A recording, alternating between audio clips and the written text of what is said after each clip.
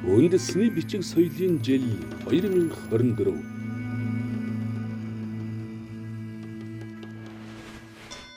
Монгол шунхан данжуур.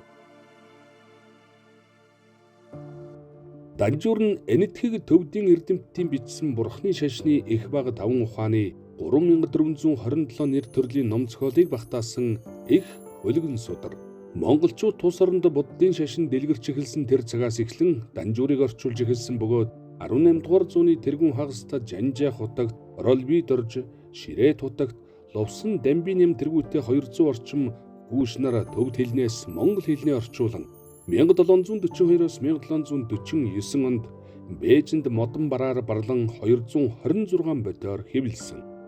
Халахын сайн уян хаан аймгийн засаг хошоо чиван 80-ийн харьяа цахрын сөрөг хошууны шашныг бадруулагч сүмд тахиж байсан нэгэн иж данжуур судрыг судар бичгийн хүрээлэнгийн дарга Жамингун 1924 онд 80-чин вантай тус хүрээлэнгийн номын санд үрд хадгалуулах гэрээ байгуулж 1925 онд залж авчирчээ.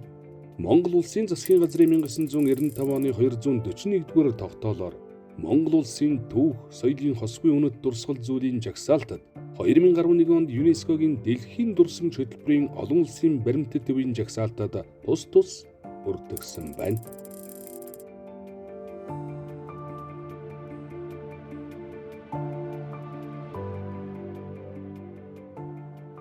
Монгол шунхан данжуур.